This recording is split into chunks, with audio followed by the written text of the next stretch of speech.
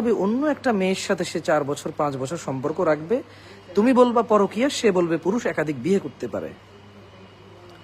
বোন আমার, তুমি তোমার স্বামী ছাড়া যে পুরুষের সাথে ঘনিষ্ঠ হও সে একটা দুশ্চরিত্র পুরুষ, সে ওই কাপুরুষ যার এতটুকু ক্ষমতা নাই বিয়ে করবে বলতে পারে, যার এই যোগ্যতা নাই তোমার বাড়িতে বিয়ের প্রস্তাব পাঠালে সে রাজি হবে। তোমার বাবা, ভাই, আত্মীয় স্বজন এরা রাজি হবে, তার যোগ্যতা নেই।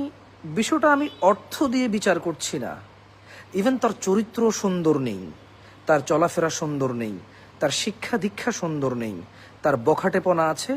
তোমার বাবা অথবা মা, আত্মীয় স্বজন হয়তো রাজি হতো, সে দরিদ্র হলেও, যদি তার চরিত্র ভালো হতো, যদি সে ভদ্র, নম্র ও সুশিক্ষিত হতো, অর্থ হয়তো তারা স্যাক্রিফাইস করতে পারতো, যে ছেলে শিক্ষিত, একসময় চাকরি পাবে বা কিছু করবে, ভদ্র মেয়ে আমার সুখী হবে। মনে রাখবা বোন আমার, বিবাহের পূর্বে তুমি